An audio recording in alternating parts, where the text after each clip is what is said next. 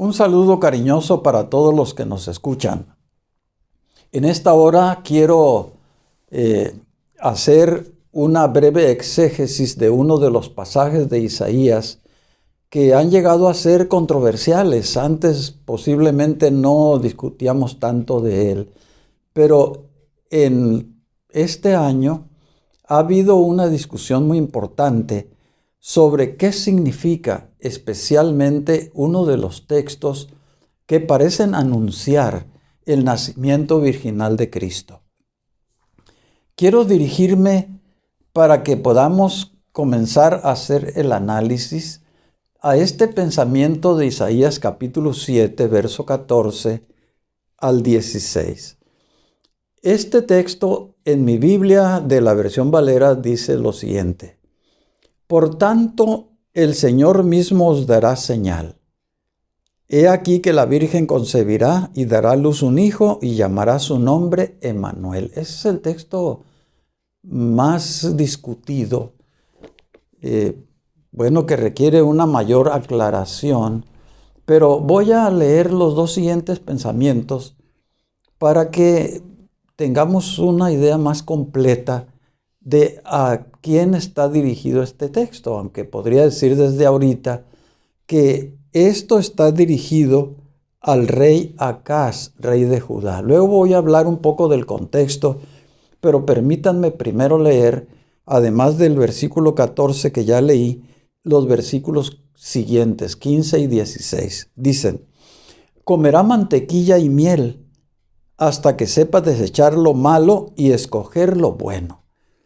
Porque antes que el niño sepa desechar lo malo y escoger lo bueno, la tierra de los dos reyes que tú temes será abandonada. Bien, allí tenemos el texto más discutido en estas primeras semanas del año.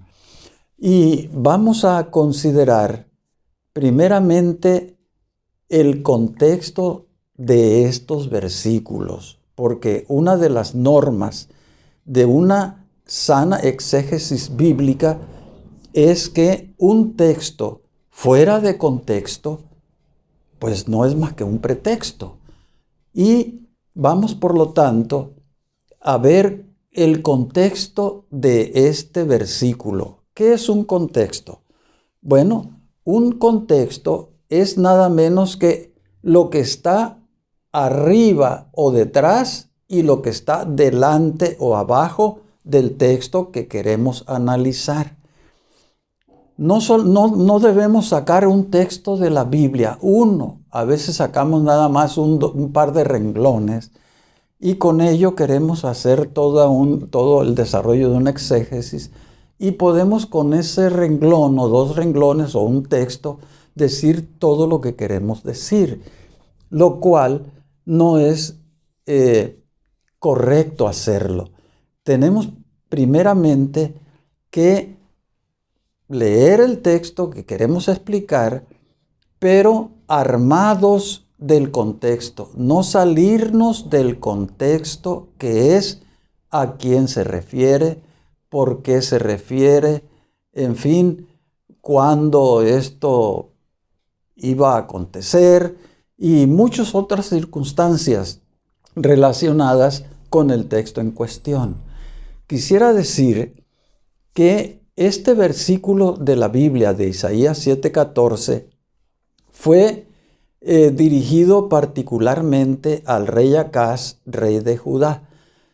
Vale decir que en el tiempo en que el profeta Isaías comenzó su ministerio, el reino de Israel estaba dividido en dos partes. Cuando Saúl, el primer rey de Israel, cuando David, el segundo rey de Israel, y Salomón, el tercer rey de Israel, reinaron, Israel era un solo reino. Pero después de Salomón, el reino se dividió en dos partes, diríamos nosotros en dos reinos más pequeños, porque de uno salieron dos. En la parte sur estaba el reino de Judá, con su capital en Jerusalén. Y la parte norte estaba el reino de Israel. ¿Sí? Era la parte mayor, la más grande. En la parte sur, o sea, en el reino de Judá, en el tiempo de Isaías, reinaba, diríamos en el capítulo 7 que vamos a analizar, en ese tiempo reinaba en Judá el rey Acaz. Acaz era el rey de Judá, reinaba en Jerusalén. Pero en Israel, en la parte norte del reino, en la parte norte, en el reino de Israel, pues reinaba Peca. Peca y Acaz, en lugar de vivir los dos reinos en armonía, pues se distanciaron, eran enemigos declarados, de manera que en esta ocasión del capítulo que estamos analizando y de los siguientes capítulos de Isaías, el rey Peca de Israel se había aliado con Resín, rey de Siria, su vecino. Estos dos reyes se habían aliado para atacar a Judá, o sea, al rey Acaz, rey de Judá, atacar Jerusalén, conquistar la tierra y repartírsela. Entonces, cuando Acaz se dio cuenta que estos dos reyes se habían confabulado para atacarlo a él, para destronarlo, para aniquilarlo y para repartirse el reino de Judá, tembló de miedo. Estaba que pues no cabía de temor. Así que en lugar de clamar a Dios, no clamó a Dios, porque tanto Acaz como los reyes confederados de Peca y Resín se habían inclinado a la idolatría. Y voy a hablar más de Acaz porque aquí es el personaje clave en todo este capítulo 7 de Isaías. Acaz había levantado altares a los dioses paganos y dice la Biblia que aún había entregado a uno de sus hijos a uno de los dioses, Acera, y lo había quemado allí en los brazos de Acera. Eran conductas verdaderamente aberrantes, criminales. En esas circunstancias, y siendo asediado por los dos reyes del norte para atacarlo y destruirlo y repartirse el reino, es que viene el profeta Isaías con Acaz y le dice: mira, esos dos reyes que tú temes son como tizones ya que echan humo, o sea que se están apagando. Pero tú estás lleno de miedo. Entonces, lo que tú tienes es que buscar a Dios para que Él te ayude. Pide una señal para que veas que Él cumple su palabra. Y entonces el rey Acaz, en lugar de pedir una señal, como lo habían hecho algunos líderes del pasado, algunos jueces en el pasado, como por ejemplo Gedeón, como Sansón, en fin, dijo: no, yo no le voy a pedir ninguna señal a él, ¿por qué lo voy a tentar? Entonces Isaías le dijo: bueno, si tú no pides una señal, Dios te va a dar una señal de que esos dos reyes que te están asediando no van a lograr su objetivo, que esos dos reyes no van a poder conquistar Judá, Jerusalén, no van a poder, porque Dios los va a ahuyentar. Entonces, te voy a dar dice Dios que hay una señal de que esto va a ser así, que se va a cumplir, que estos dos reyes se van a hacer nada, se van a apagar, se van a hacer nada, van a morir. Y en esas circunstancias es que el profeta Isaías le dice, perdón cuando me volteo porque tengo la Biblia muy abajo, es que le dice el profeta Isaías, el Señor mismo te va a dar una señal. ¿Cuál es esa señal que te va a dar? Que la Virgen concebirá y dará a luz un hijo y llamará su nombre Manuel.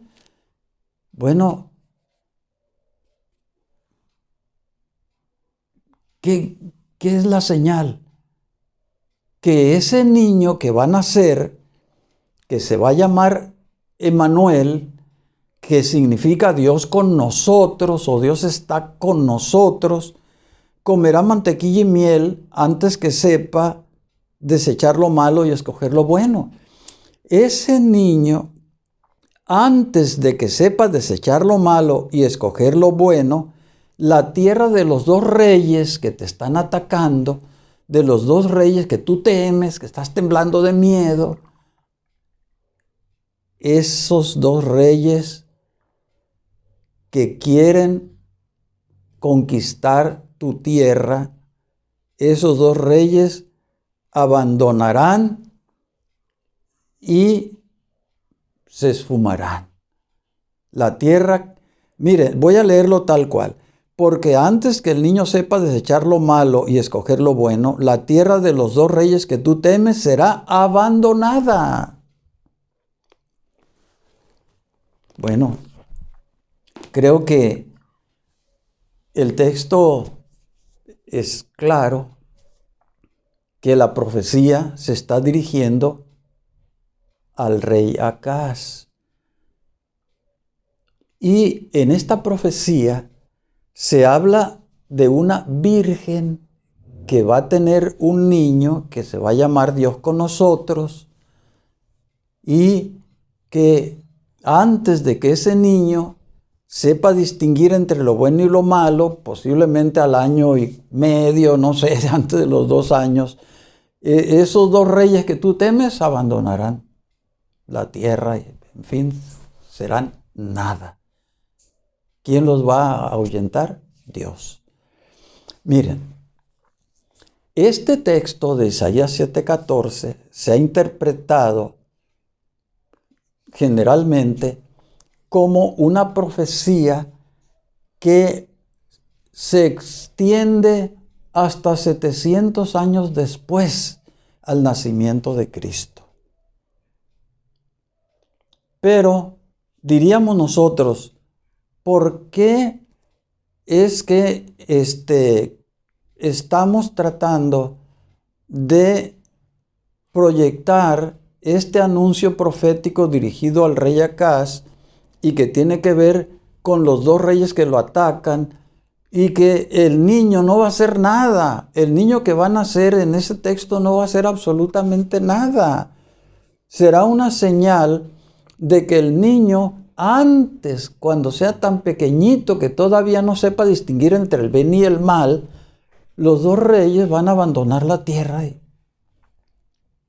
te dejarán finalmente de acechar. Bueno, porque, el Evangelio de San Mateo, en el capítulo 1 de San Mateo y en el versículo 23, Mateo nos dice que la Virgen María se embarazó y de allí nació Jesús como cumplimiento de la profecía de Isaías. Y por eso es que mayormente, tomando eso como base, decimos que Isaías 7:14 se refiere al nacimiento 700 años después de Jesucristo. Pero voy a tratar de dividir en 2 partes esta explicación lo más pronto y rápido que pueda, porque no es mi idea de hacerlo demasiado extenso. La primera explicación es, ¿cómo podría esta profecía dirigida al rey Acaz y que tiene que ver con el nacimiento de un niño, de una virgen, cómo podría interpretarla Acaz como que estaba proyectada esa no a él, sino 700 años después, a Jesús? O a un Jesús que él todavía ni siquiera sabía que iba a nacer, ¿me entiendes? Sino que Isaías le estaba diciendo, la Virgen concebirá un niño, le pondrás Emmanuel, que quiere decir Dios con nosotros. Es que Dios está aquí, Dios está con nosotros, no nos ha abandonado. Lo que pasa es que tú te estás yendo con los dioses paganos. Pero ese niño que va a nacer de esa Virgen, antes que sepa escoger entre el bien y el mal, los dos reyes que tú temes, que se están asediando, esa será nada. Se esfumarán, se extinguirán, te dejarán en paz. Si esa profecía fuera una profecía para 700 años después, no tendría ningún significado para Acaz, cuando todo el capítulo 7 se dirige al rey Acaz. Ahora, hay otro detalle muy importante que se puede claramente explicar porque en nuestras Biblias que usamos generalmente, que es la versión Reina Valera, se utiliza en Isaías 7:14 la palabra virgen. Virgen. Bueno, se habla de virgen ahí. La virgen concebirá. En la versión católica de Torres Amat, ahí también se habla de una virgen que concebirá, de una virgen. Pero resulta que no todas las Biblias nos dicen que Isaías le habló a Acaz de una virgen. Y les voy a leer algunas otras versiones de la Biblia que no hablan de una virgen. Por ejemplo, yo aquí tengo la Nueva Versión Internacional, que es la Biblia de la mujer. A ver si se puede leer. A ver. Ahí está. La Biblia de la mujer es la NBI o la Nueva Versión Internacional. Déjenme buscar Isaías 7:14 al 16. Y verán ustedes que aquí la palabra virgen no existe. Déjenme leer este texto en esta versión.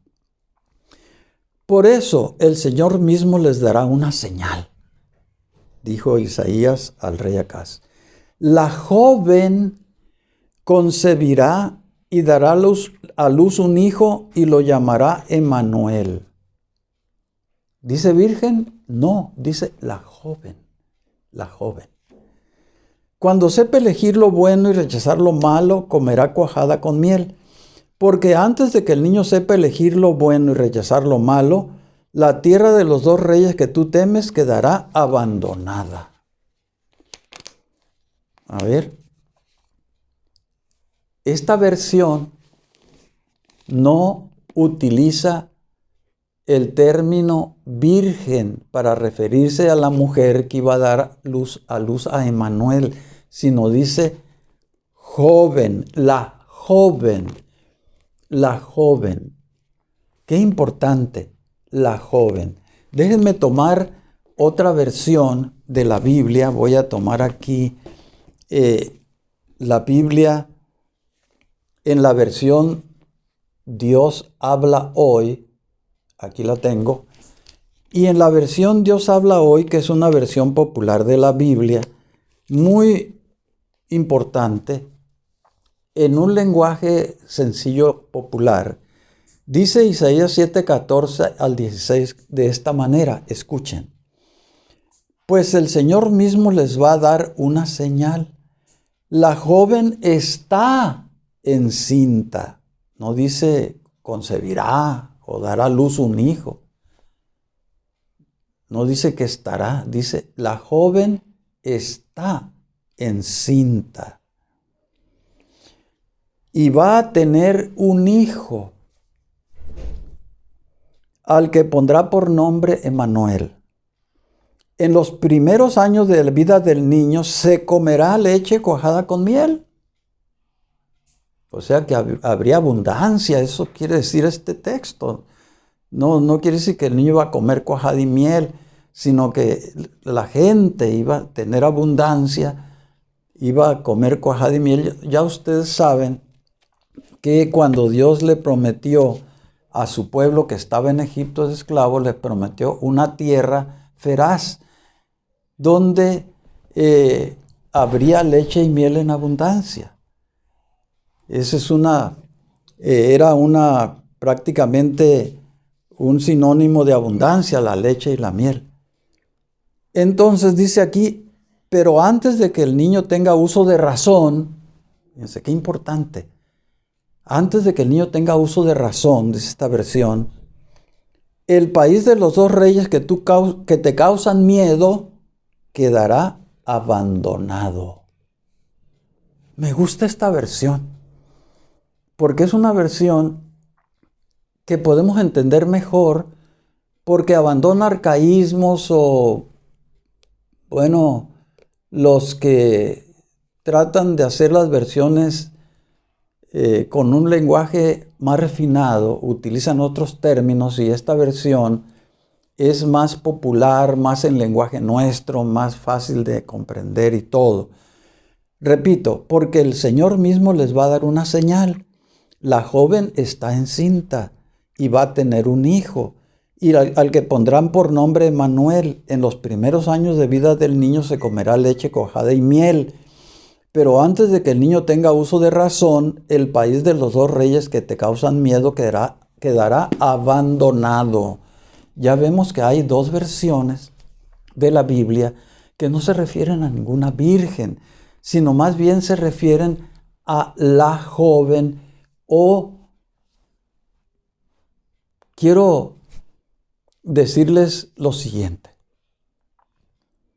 La joven, cuando se usa el artículo determinado la, es que era indudablemente una muchacha posiblemente casada, no sé si con el rey o con Isaías o con quién, porque eso nunca lo vamos a poder saber. Yo ahorita voy a dar una interpretación de quién será ese niño que iba a nacer, y aunque no iba a ser ningún milagro, era una señal de que antes de que el niño cuando el niño naciera, antes que tuviera uso de razón, los dos reyes iban a abandonar la tierra y la iban a dejar en paz. Bueno, quiero ir a la Biblia de Jerusalén. Miren, aquí tengo este ejemplar de la Biblia de Jerusalén. La Biblia de Jerusalén es una traducción muy apegada a los originales de la Biblia. Muy apegada a los originales. Y vean lo que dice la Biblia de Jerusalén en Isaías 7, 14 al 16. Escuchen. Pues bien, el Señor mismo va a daros una señal. Mirad, una doncella está encinta. ¿Quién está encinta? No que va a estar encinta, no, sino está, tal como lo dice la versión Dios habla hoy. Una doncella está encinta y va a dar a luz un hijo, al que pondrá por nombre Emmanuel. Ya sabemos que Emmanuel significa Dios con nosotros, o Dios está con nosotros. Comerá cuajada y miel hasta que sepa rehusar lo malo y elegir lo bueno. Porque antes que sepa el niño rehusar lo malo y elegir lo bueno, será abandonado el territorio de esos dos reyes que tanto temes. Ahora que ya hemos visto algunas versiones de la Biblia, y hay otras más, que no usan el término virgen, sino el término doncella, joven, muchacha, sería un término más coloquial, más apegada a nuestro lenguaje popular. Una muchacha está encinta y va a tener un hijo, o la muchacha o la joven. ¿Por qué la versión más común utiliza el término virgen que el término muchacha, joven? ¿Por qué? Voy a tratar de explicarlo rápidamente y lo haré de esta manera. Miren, lo que pasa es lo siguiente, que en el tiempo cuando se escribió la Biblia, el Tanaj, o sea, el Antiguo Testamento, el idioma en que fue escrito era el hebreo. Pero en el siglo III antes de Cristo, judíos esparcidos en varios países fuera de su territorio, le llaman de la diáspora, preocupados por tener una versión en su lengua materna, diríamos ya, era su lengua, se escogieron a 72 sabios para que hicieran la traducción de los originales en hebreo al griego. Y unos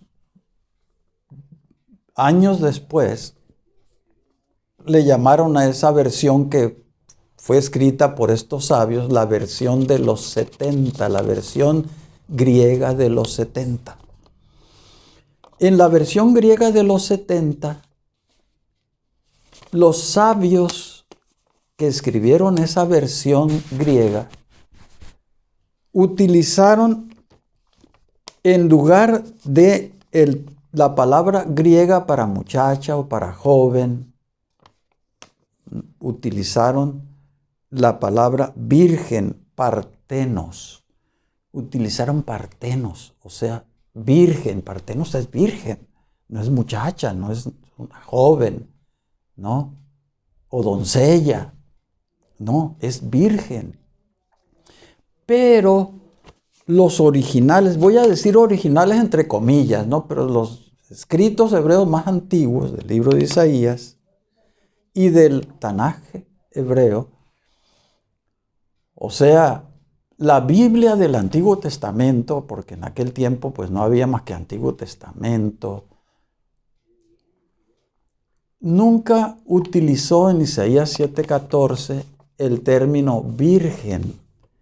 El término virgen en hebreo es betulá, pero Isaías 7:14 en el hebreo, que son los documentos anteriores a la versión griega de los 70, nunca encontramos la palabra virgen, la palabra betulá en Isaías 7:14, no. Aunque la palabra virgen se encuentra en diferentes pasajes de la Biblia hebrea, o sea, del Antiguo Testamento hebreo. Y siempre que se refiere a virgen, se utiliza el hebreo betulá. Pero Isaías 7:14 no tiene la palabra betulá, sino que tiene la palabra alma o alma.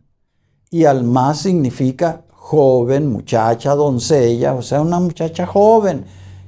Generalmente podía ser soltera o podía ser casada, podía estar embarazada o no, pero era una muchacha joven, como hoy le decimos a una joven, aunque tenga ya un hijo o dos, si es joven realmente. Por ejemplo, voy a dar solamente un ejemplo rápido a esto. Aquí tenemos nosotros en el libro del Génesis capítulo 24 la historia de cuando el criado de Abraham fue a buscar esposa para el hijo de Abraham, que era Isaac. Y entonces llegó a la fuente allá en Padán Aram Y entonces dice aquí la Biblia que salió una muchacha al pozo para recoger agua y resulta que el criado le había dicho al Señor en oración: a la que yo le dijere esto y contestar esto y esto, esa que sea la escogida para ser esposa de Isaac. Entonces llegó Rebeca y el criado le dijo exactamente lo que había dicho en oración, y le contestó exactamente las palabras que había dicho en oración.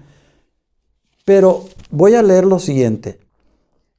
Dice lo siguiente: y aconteció que antes, estoy leyendo en el capítulo 24 del Génesis, versos 15 y 16. Y aconteció que antes que él acabase de hablar, he aquí Rebeca, que había nacido a Betuel, hija de Milca, mujer de Nacor, hermano de Abraham, la cual salía con su cántaro sobre su hombro. Y la doncella era de aspecto muy hermoso. La doncella, la Betulá, era de aspecto muy hermosa, pero además era alma. ¿Era qué cosa? Era virgen, a la que varón no había conocido. ¿Sí? Entonces, la muchacha, perdón, hubo una confusión breve. La doncella, la muchacha, o sea, la alma, era muy hermosa y virgen, y Betulá, porque Betulá es virgen. Yo ahorita les dije las cosas, creo que cuatrapeadas. Entonces, mis estimados, pues la verdad es que los 70, la versión griega de los 70, pues hasta ahorita no sabemos por qué utilizaron el término virgen partenos en griego, cuando en los originales hebreos del profeta Isaías no se utilizaba el hebreo virgen, sino joven, doncella, muchacha. Y si seguimos leyendo la historia de Isaías capítulo 7 y los siguientes versículos, el capítulo 8, etc., nos damos cuenta que en realidad así pasó. Pero yo voy a dejar esa historia posterior para otra ocasión y voy a ir a lo siguiente. ¿Quién sería esa joven de Isaías 7:14 que indudablemente tenía que ser conocida por Isaías y por el rey Acaz? Eso yo me supongo. ¿Quién sería esa joven embarazada? Eso no lo sabemos. Posiblemente era una muchacha. Les voy a decir las dos especulaciones más comunes que hay. La primera especulación es que era una joven esposa del rey Acaz, que estaba embarazada. Y entonces para el rey Acaz iba a ser una señal que al nacer ese niño, antes que tuviera uso de razón, los dos reyes que lo estaban atacando, Resín y Peca, abandonarían la tierra, su ataque y todo, y se acabarían. Otros, a mí me parece esa idea bastante lógica, bastante razonable, pero nadie puede asegurar nada porque la Biblia no lo dice. Segunda interpretación, se cree que podría ser esa joven esposa, la esposa de Isaías, que es en el capítulo siguiente, es llamada profetisa, y al que Dios le dijo que iba a tener un hijo y que le pusiera por nombre Maher-Shalal-Hasbaz, y creen que a lo mejor era la señal de que cuando ese niño al nacer, antes de que supiera distinguir entre lo bueno y lo malo, los dos reyes que estaban asediando a la tierra de Judá, Jerusalén, abandonarían la tierra y se acabarían. Hay esas dos especulaciones de que se refería a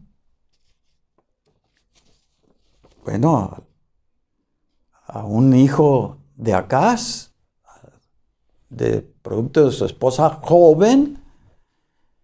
Y quiero decirles que eso parece muy lógico, porque resulta que el joven que sucedió a Acaz fue su hijo Ezequías. Y Ezequías fue un rey, miren, hago un paréntesis. Fue un rey y hago el paréntesis. Casi todos los reyes de Israel, si leemos bien nosotros Primera y Segunda de Reyes, Primera y Segunda de Crónicas, nos daremos cuenta que y reinó fulano e hizo lo malo en los ojos de Jehová, y reinó Perengano, el hijo de Seferiano, y hizo lo malo, y fue más malo que su padre, y todo eso. Pero en el caso de Acaz, que había hecho lo malo, cuando Ezequías comienza a reinar, que era hijo de Acaz, dice que ese hizo lo bueno. Fue el buen rey Ezequías, que podría haber sido el Emanuel, quién sabe. Esa es una especulación. Pero Ezequías hizo lo bueno, Dios lo bendijo mucho, prosperó en todo, en fin, fue, podríamos decir, Dios con nosotros. Ahora, voy a la segunda explicación. La segunda idea, que Isaías 7:14 se refiere al Mesías, a nacimiento de Jesús, de una virgen. ¿Por qué se dice eso? Porque en el Evangelio de San Mateo, voy a abrir el Evangelio de San Mateo, capítulo número 1, qué importante. Dice lo siguiente. Fíjense lo que escribió Mateo. Dice que el ángel que le anuncia a María el nacimiento de Jesús, el embarazo y todo eso, y a José, y en fin, todo eso, dice, todo esto aconteció para que se cumpliese lo dicho por el Señor por medio del profeta cuando dijo, he aquí una virgen concebirá y dará a luz un hijo y llamará su nombre Emmanuel, que traducido es Dios con nosotros. Eso le dijo el ángel a José, esposo de María, antes de juntarse con ella.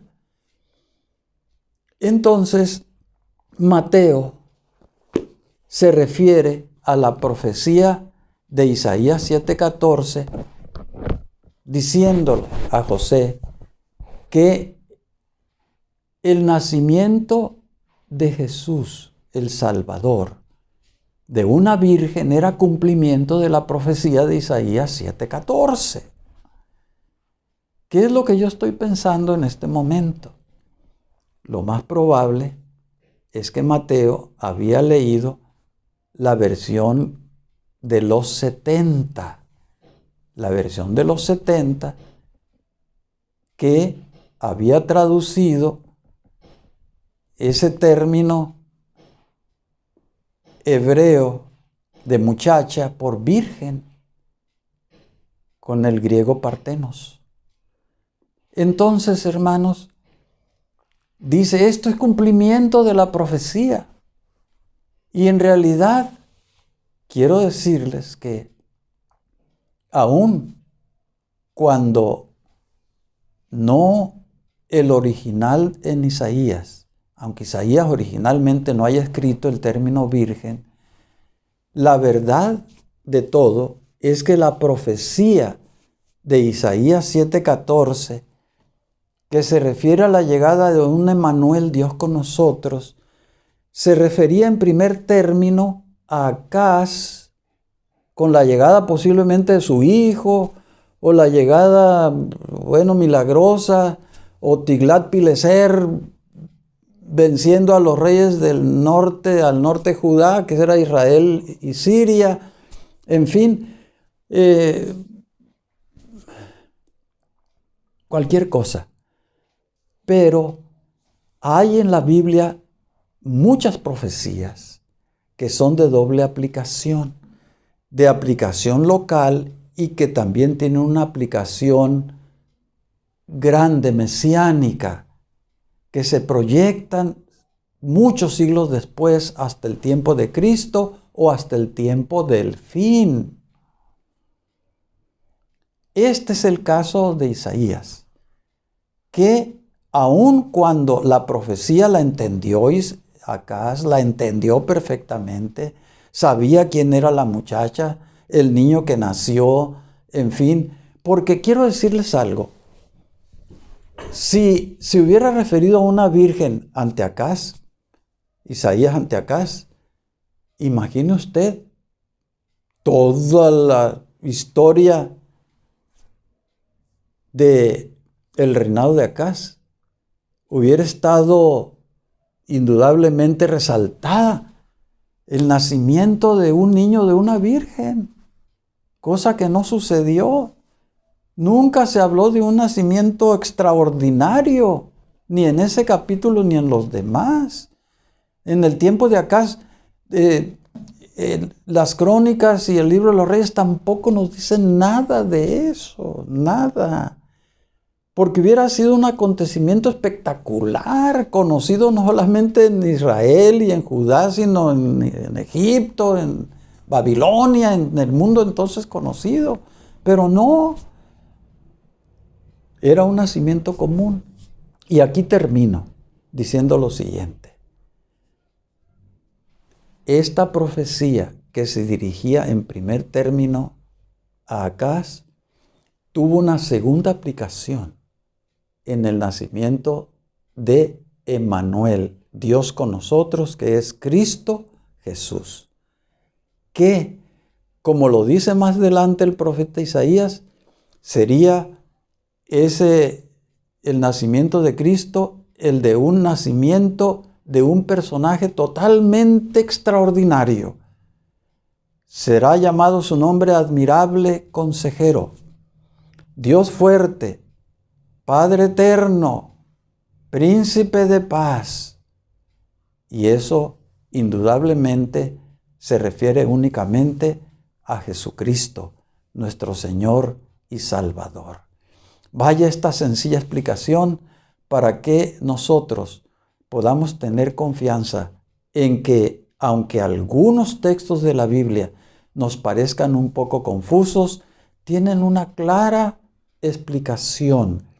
Y además, muchos de ellos con una proyección mesiánica, y en este caso, la proyección mesiánica anuncia el nacimiento de Jesús de una virgen.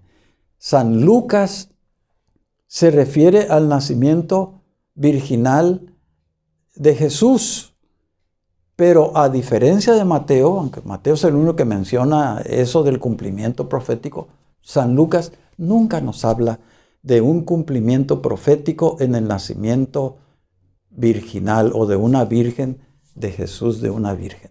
Nunca nos habla de eso, a pesar de que habla mucho más extensamente de los detalles del nacimiento, de los primeros tiempos de la vida de Jesús. Nunca nos habla de un cumplimiento. Pero Mateo, si leemos bien todo el Evangelio de San Mateo, es muy insistente en decir esto sucedió para que se cumpliese tal profecía, esto sucedió para que se cumpliese tal otra profecía. Y qué bueno que tenemos una guía en el Evangelio de San Mateo de muchas profecías mesiánicas que se cumplieron en la vida de nuestro Salvador y Redentor, Cristo Jesús. El Señor sea con ustedes y les dé su bendición. Amén.